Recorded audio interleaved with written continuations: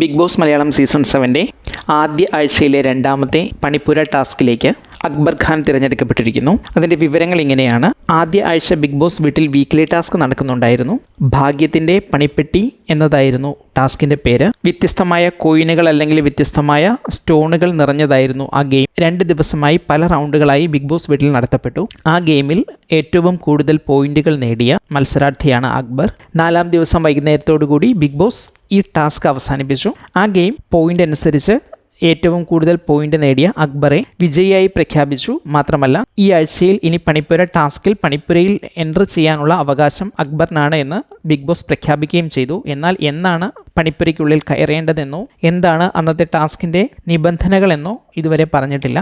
അത് മിക്കവാറും 5-ാം ദിവസത്തിൻ്റെ കണ്ടന്റ് ആയിരിക്കും. നിലവിൽ മത്സരാർത്ഥികളുടെ വസ്ത്രം ഉൾപ്പെടെയുള്ള സ്വകാര്യ വസ്തുക്കളും അതുപോലെ തന്നെ ബിഗ് ബോസ് വീട്ടിലെ കോമണായി ഉപയോഗിക്കേണ്ട ലക്ഷറി ഐറ്റംസും ഫുഡ് ഐറ്റംസും എല്ലാം ഈ പണിപ്പുരയ്ക്കുള്ളിലാണ് ഉള്ളത്. ഈ പണിപ്പുര ടാസ്കിൻ്റെ ഭാഗമായി പണിപ്പുരയ്ക്കുള്ളിൽ കയറാൻ കഴിയുന്ന മത്സരാർത്ഥികളാണ് ഈ സാധനങ്ങൾ അവിടെ നിന്നെടുത്ത് പുറത്തെത്തിക്കേണ്ടത്. നിലവിൽ അക്ബറാണ് പണിപ്പുരയിലേക്ക് പോകുന്നത് എന്ന് ഡിക്ലെയർ ചെയ്തതോടുകൂടി പലരും അക്ബറിൻ്റെ അടുത്ത് വന്ന് പല സാധനങ്ങളെക്കുറിച്ചും പറയുന്നുണ്ട്, പല സജഷനുകളും കൊടുക്കുന്നുണ്ട്. അതേസമയം അക്ബർ കഴിഞ്ഞ പ്രാവശ്യം നിശ്ചിത സമയത്ത് പണിപ്പുരയിൽ നിന്ന് ഇറങ്ങാത്തത് കൊണ്ട് കളക്ട് ചെയ്ത മുഴുവൻ സാധനങ്ങളും തിരികെ നൽകേണ്ടി വരുന്ന ആ ടീമിൻ്റെ ഭാഗമായിരുന്നു. അതേസമയം ബിഗ് ബോസ് വീട്ടിൽ വരുന്ന മറ്റൊരു സാഹചര്യം, ബിഗ് ബോസ് വീട്ടിൽ നിലവിൽ ഭക്ഷണ പദാർത്ഥങ്ങൾ തീർന്നുകൊണ്ടിരിക്കുന്നു എന്നതാണ്. അവർക്ക് റേഷനായി ലഭിച്ച വസ്തുക്കൾ ഏകദേശം 5-ാം ദിവസത്തെ ഭക്ഷണത്തോടുകൂടി തീരും. അഥവാ 5-ാം ദിവസം പൂർണ്ണമായി ഉപയോഗിക്കാനുള്ള ഭക്ഷണ സാധനങ്ങൾ അവിടെ ഉണ്ടാകില്ല.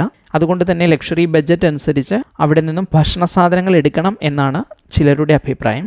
അതേസമയം മറ്റു ചിലർക്കാകട്ടെ അവരുടെ വസ്ത്രങ്ങളും മറ്റും എടുക്കണമെന്നാണ്. ഇപ്പോൾ നിലവിലെ അവസ്ഥയിൽ 4-ാമത്തെ ദിവസം വീക്ക്ലി ടാസ്ക് അവസാനിക്കുമ്പോൾ ഏറ്റവും കൂടുതൽ പോയിന്റുകൾ നേടി അക്ബർ ആ വീക്ക്ലി ടാസ്കിന്റെ വിജയിയായിരിക്കുന്നു. ഒപ്പം പണിപ്പുര ടാസ്കിന് അർഹതയും നേടിയിരിക്കുന്നു. അതേസമയം ഇതേ ടാസ്കിലെ തന്നെ പെർഫോമൻസിൽ അടുത്ത ആഴ്ചയുടെ നോമിനേഷൻ ലിസ്റ്റിലേക്ക് അക്ബർ ഡയറക്റ്റ് നോമിനേറ്റ് ആകുകയും ചെയ്തിട്ടുണ്ട്.